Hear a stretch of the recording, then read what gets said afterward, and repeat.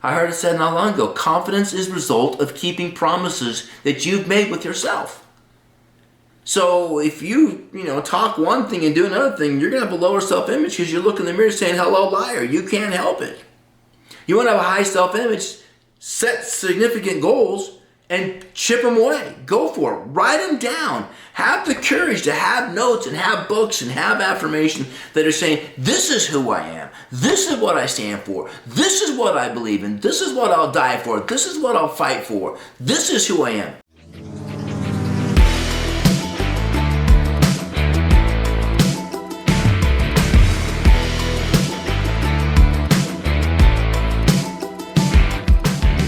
Welcome back to the Man Maker Show. We are dedicated to helping men become stronger and more intentional leaders because the fight in every man's life is real and you were created to overcome. We know that hard times make better men, and through adversity, we find our inner warrior. Thanks for showing up and opening your mind in order to make your future greater than your past. Here's your host, Brad Wolgamott.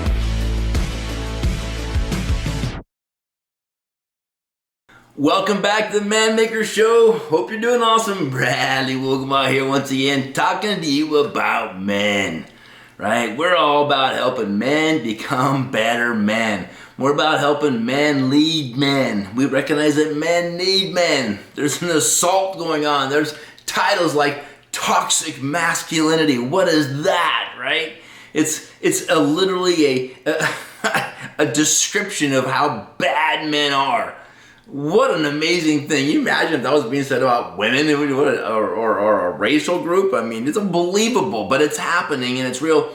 And maybe to a small degree, we've earned it because there's a lot of toxic men, right?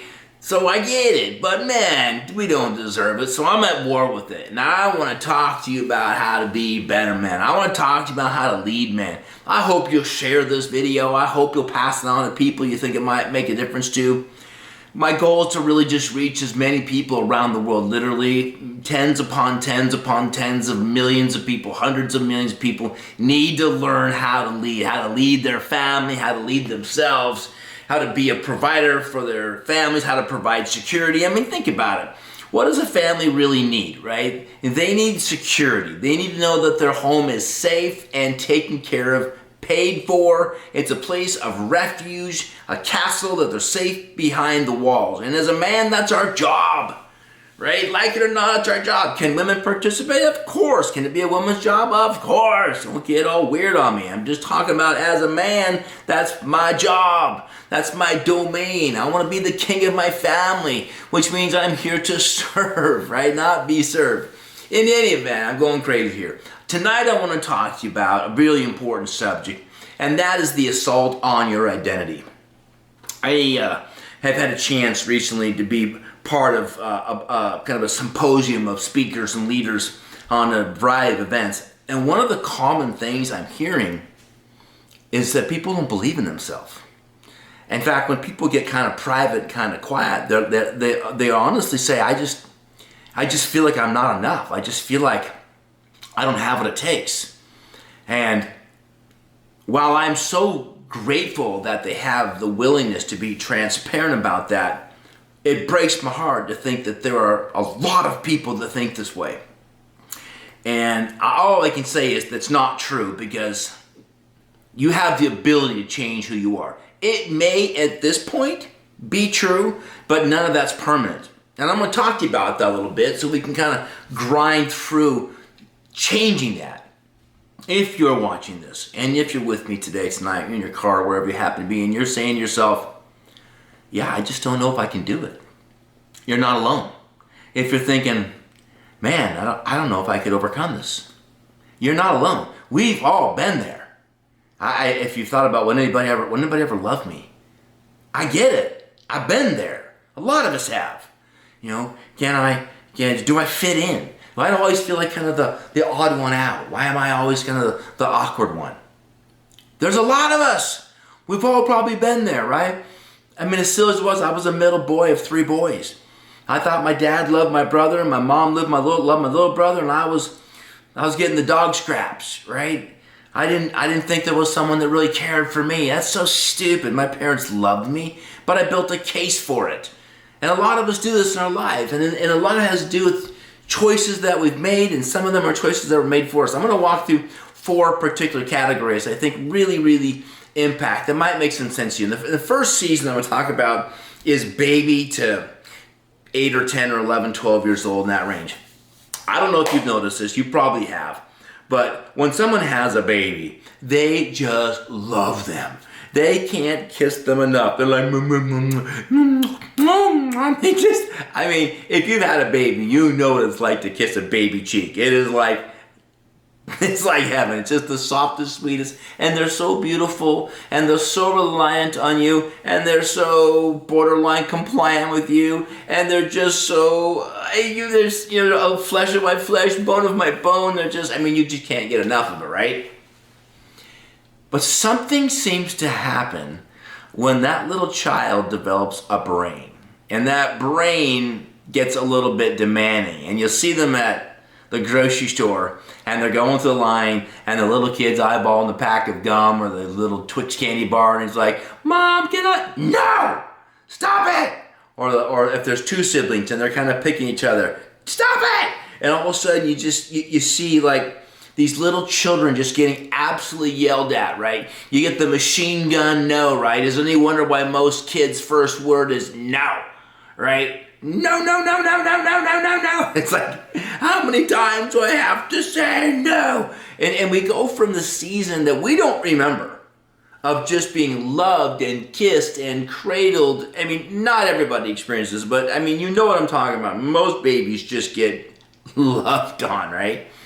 And for some reason, we forget that this same human being that was this little puddle of love, that we changed their diapers 6 times a day, no longer needs your loves and your kisses and your hugs and your affection and your words. "You're so beautiful, you're so amazing, you're so beautiful, Bubba, you." Right? Why is it all of a sudden we just think that that's not necessary anymore?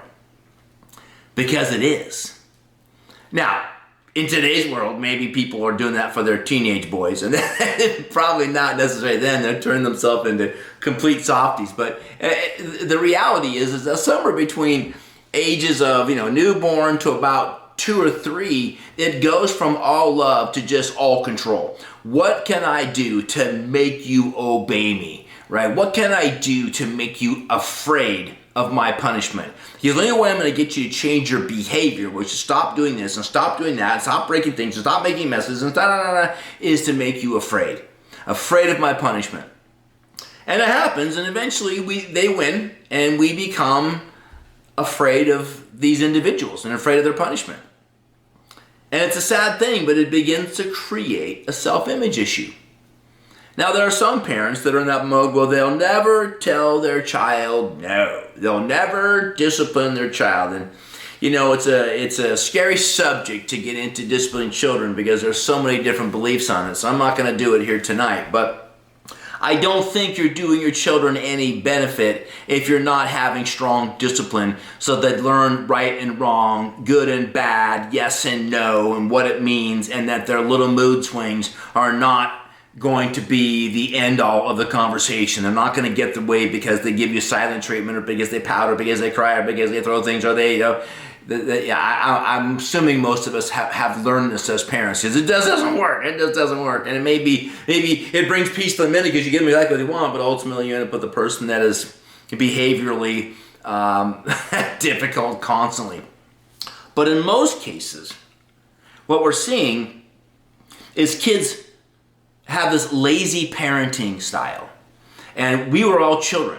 So maybe we had lazy parents, maybe we didn't, but somewhere in there we got a self-image that we were afraid, or that we would get yelled at, or that we would be disciplined. In my case, I'd be spanked, or I'd be verbally accosted because of my behavior. And that begins to erode our self-image. So you got to kind of be aware of this, right? You don't want to break your children's spirit by being strong with them and to a point where they just makes them, feel terrible. But at the same time, if you just let them get away with holy hell, then that's what you're going to end up with, right? Just all kinds of problems.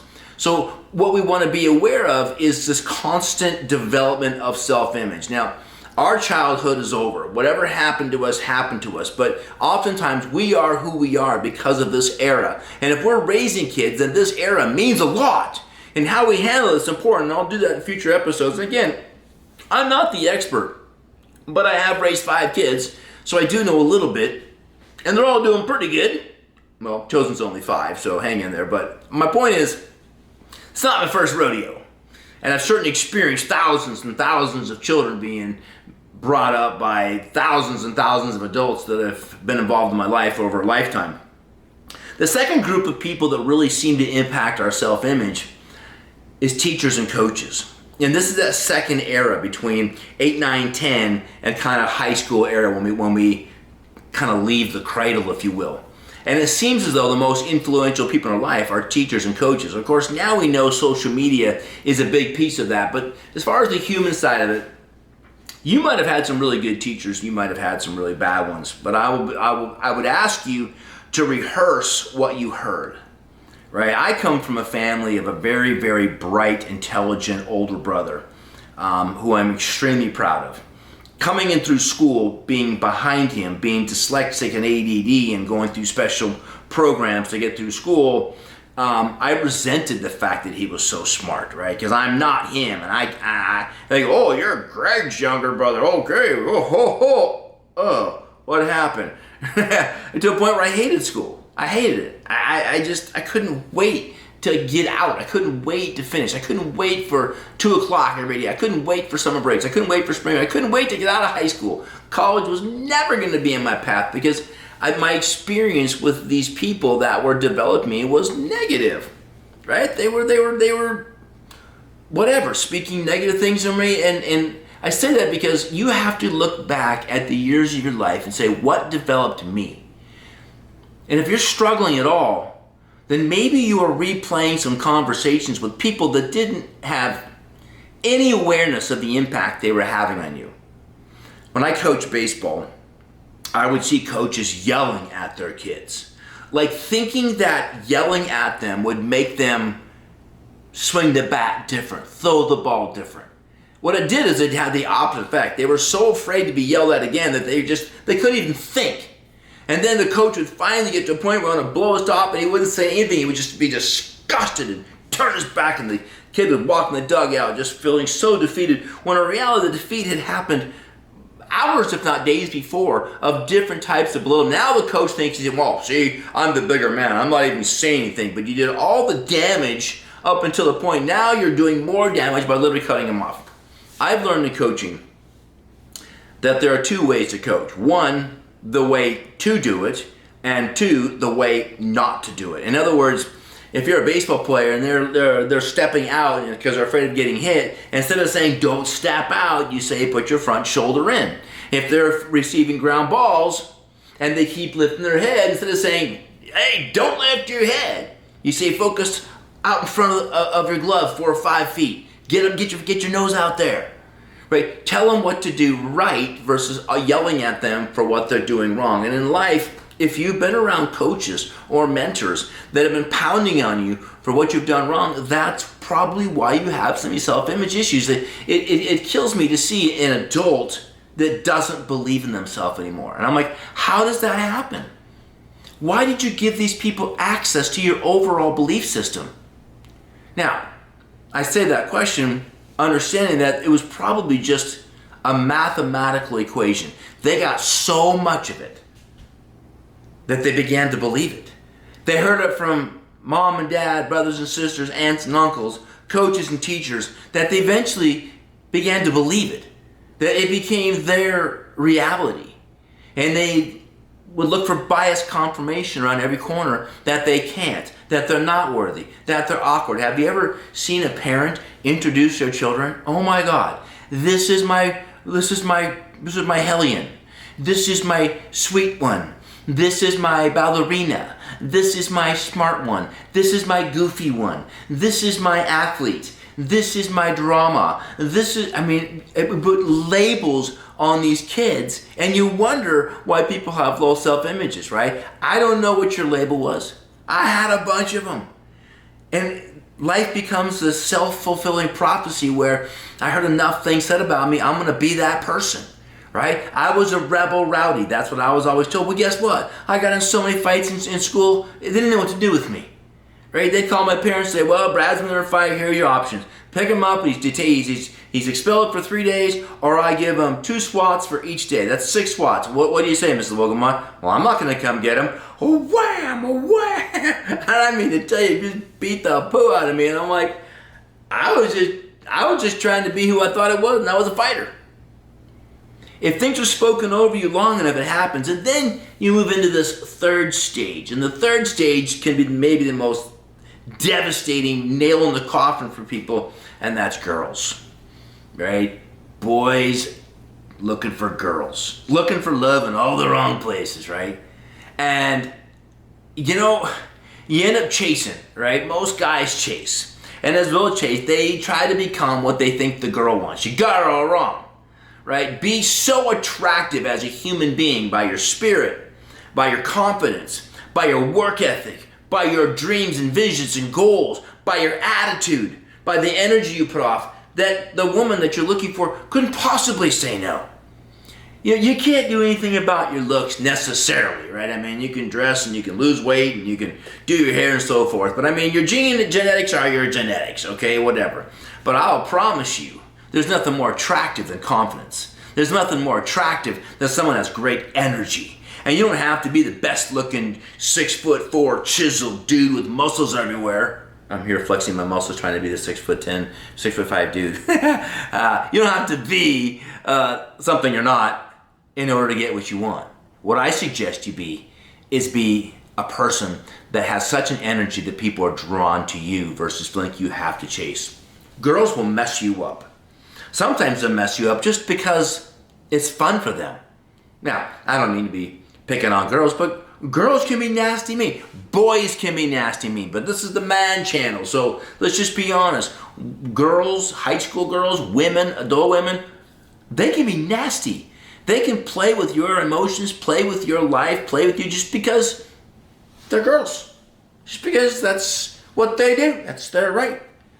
And I love girls. I have 3 daughters, an amazing wife. I'm not trying to put women down. I'm just saying be aware that women don't always have the best of intention, and they can mess you up. And the problem is if you give too much vote to the female side of your equation, then I think you're going to lose who you really are. If I look back at the tragedy of my life, I gave too much energy to the validation of women.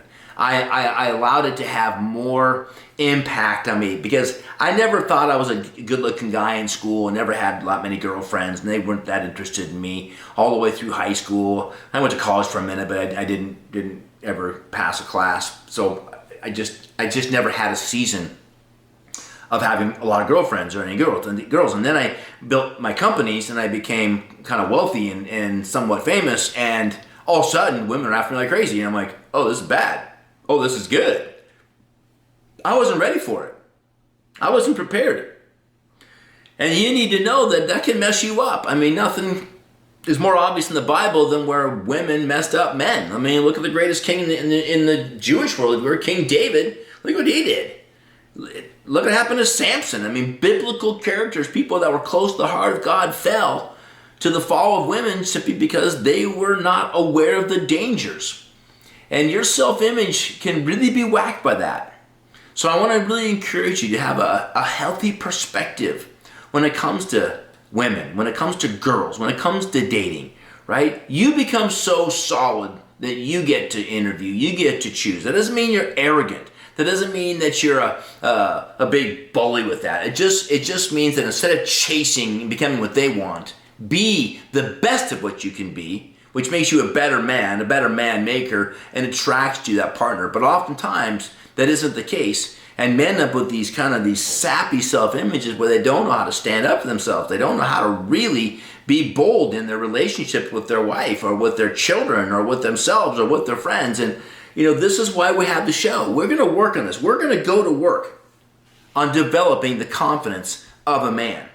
And it starts off with really a little bit of a dissection of what happened, right? It was your daddy not around, and so you got raised by your mama, so you picked up a lot of those tendencies. It happens a lot.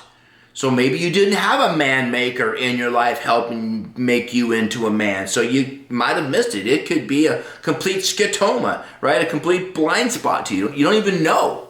And as I talked about a little while back, one of the most dangerous to be is unconscious incompetence, right? I don't even know that I don't know. And when it comes to being a man, that can be a big subject. That's why we need a brotherhood. That's why we need people in our lives to say, hey, bro, I don't know if you're seeing this in this friendship you're choosing. I don't know if you see this in your personality. I don't know if you see this in the way you're treating people. I don't know if you see this in the things that you're doing with your non-work time. We need people in our lives to help us make higher quality choices. Because at the end of the day, our confidence, our self-image is a sum total of all these choices. I heard it said not long ago, confidence is a result of keeping promises that you've made with yourself. So if you talk one thing and do another thing, you're going to have a lower self-image because you're looking in the mirror saying, hello, liar. You can't help it. You want to have a high self-image, set significant goals, and chip them away. Go for it. Write them down. Have the courage to have notes and have books and have affirmation that are saying, this is who I am. This is what I stand for. This is what I believe in. This is what I'll die for. This is what I'll fight for. This is who I am. That may be a far cry for some of you. Some of you may have just taken so many beatdowns you can barely look someone in the eye. And I've seen you out there. Now I can tell you something. I love you. You matter. You're important. You're so valuable. You're not forgotten. Maybe you've forgotten you. But I'll promise you, isolation will not get you there. What will get you there is learning how to serve. There is no medicine for the soul like serving other people. There's nothing that will help you heal from something very deep in your life. Nothing will help you more than just learning how to get out there and serve people that might be suffering from the same pain. They may have the same addiction. They may have experienced the same loss. They may have experienced the same kind of challenges by their work. They may have been injured the same way. They may have been abused the same way. And I can just promise you, if you're struggling and you happen to be listening to this message, if you're in a place where you're like, yeah, people think I'm pretty confident, but underneath it all, I'm really not. Well, here are the foundational building blocks. Set some promises and keep them. Get up earlier. Make your bed. Make your first step a good one. Put in some audios. Read some books. Start making some promises to yourself and keep them. Start developing confidence because you are a man of your word. It grieves me to see you hang your head. But I get it. I don't judge you. I've been through it. I've been deeply through it. And I can just tell you that the only way out is that one step at a time. I'll take another 24, sir. Right? Win the day. Set your bookends to beginning. Set your bookend to end. Make sure you start well. Finish well. And after a number of days, if you can do 90 for 90, then guess what? If you can do 90 great decisions in 90 days, you will be a different human being. Don't hang your head. Create a brother you can count on. Dig into being great, to being confident. The world needs you. You're not serving the world by being small. You serve the world by being big and reaching down for those who are small and say, I remember when I was small and now I'm not. Come with me. I see you. I feel you. Let's go. Be dangerous and willing to grow. D-A-W-G. Be a dog. Be dangerous and willing to grow. Be something that's a lid lifter, right? Get your LOE, man, your level of expectation so high that people want to be around you. That might take you some time, but I promise you, you can do it. You are worthy. We need you. You need you. Your kids need you. Your wife needs you. This world needs you. You're not forgotten. I heard a story years ago about a man that thought life was not worth living. And he bought a gun. And he was about to pull the trigger, and he hears his son in the back room, Daddy, Daddy, where are you? I need you. Sometimes we just forget that no matter what's going on, someone needs us. Everybody needs somebody, and everybody is someone that is needed. And I believe that if you'll take the time to search for that, to dig in, to recognize there's greatness inside of you. There's a great story to be told. And as low as you are or have been, it's the story that you will tell when you were high. I remember when, and these are the things I did, and this is how I got back up. The fact that you maybe don't believe in yourself might be the greatest thing that's ever happened, as long as you don't let it make you into something that you're not. Let it make you into someone that's motivated to change so that you can tell the story about how you used to be. All right? Let's do that. Let's get to work. Build our confidence. Let's not hang our head. Let's be bold. Let's be compassionate. Let's go serve the world. Man Maker out.